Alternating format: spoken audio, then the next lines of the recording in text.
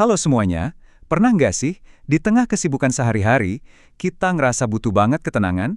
Nah, kali ini kita akan coba bahas salah satu cara paling indah untuk menemukan kedamaian itu, yaitu lewat sholat tahajud.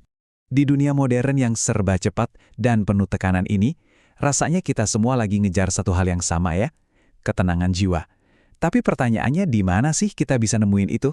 Oke, coba kita lihat angka ini. 1 dari 3. Menurut Survei Kesehatan Mental Remaja Nasional Indonesia, ini bukan sekedar statistik loh. Ini adalah cerminan nyata dari tantangan yang lagi dihadapi sama generasi muda kita sekarang. Skalanya itu besar banget. Artinya, ada 15,5 juta anak muda yang lagi berjuang. Ini nunjukin betapa pentingnya kita semua untuk punya cara-cara yang efektif buat menjaga kesehatan mental, buat menemukan semacam oase ketenangan di tengah badai kehidupan. Nah, dari masalah tadi, kita coba beralih ke sebuah solusi spiritual yang sebenarnya udah ada dari ribuan tahun lalu. Sebuah jawaban yang akarnya ada di praktek yang sederhana, tapi dampaknya luar biasa dalam, yaitu mengingat Sang Pencipta. Nah, ini dia intinya. Ayat ini tuh kayak kompasnya, fondasi utama buat dapetin ketenangan batin. Konsep mengingat atau zikir di sini jadi kunci utamanya. Praktek mengingat inilah yang kita kenal sebagai zikir. Dan salah satu bentuk zikir yang paling khusyuk, paling intim, ya, sholat malam. Sebuah dialog pribadi saat seluruh dunia lagi terlelap. Oke, sekarang kita masuk ke bagian praktisnya. Gimana sih cara kita bisa mulai praktek yang luar biasa ini?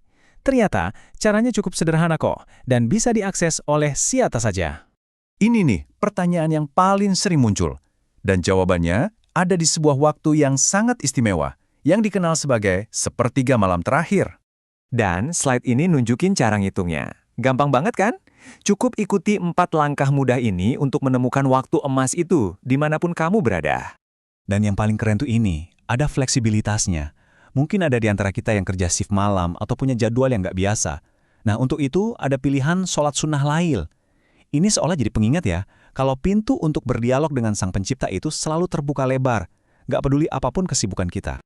Oke, kita udah tahu kapan waktunya dan sholat apa yang bisa dilakukan. Tapi, ada satu hal yang jadi ruh dari semua ini, jantung dari ibadah ini, yaitu niat. Karena tanpa niat yang lurus, serangkaian gerakan yang kita lakukan ya cuma bakal jadi senam malam aja kan? Nah, disinilah kuncinya. Lafaz niat yang ada di layar ini bukan sekedar hafalan.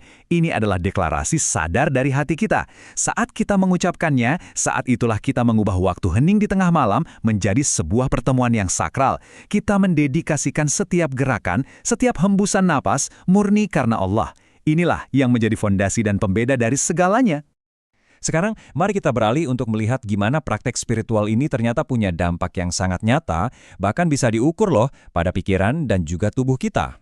Manfaatnya tuh luas banget, dari meredakan cemas sampai menguatkan fisik. Praktik zikir seperti sholat tahajud ini bekerja secara holistik, menyentuh setiap aspek diri kita dan menumbuhkan rasa aman yang sulit ditemukan di tempat lain. Dan ini teman-teman, fakta ilmiah yang luar biasa banget. Saat kita khusyuk dalam sholat dan zikir, otak kita secara fisiologis memasuki keadaan relaksasi yang dalam. Ini membuktikan adanya hubungan yang sangat erat antara spiritualitas dan ilmu pengetahuan. Keren ya? Baik, sebagai penutup, mari kita simpulkan pesan inti dari obrolan kita kali ini, dan saya mau ajak kita semua merenungkan satu hal. Jadi, poin utamanya adalah ini. Sholat tahajud bukanlah beban, melainkan sebuah hadiah. Sebuah kesempatan. Anggap aja ini sebagai alat pribadi kita untuk menghadapi hiruk-pikuk kehidupan modern dan menemukan kembali pusat ketenangan di dalam diri. Saya akan tinggalkan Anda dengan pertanyaan ini. Karena di saat dunia terdiam, seringkali jawaban yang paling kita butuhkan justru muncul ke permukaan. Mungkin inilah saatnya untuk mencari tahu.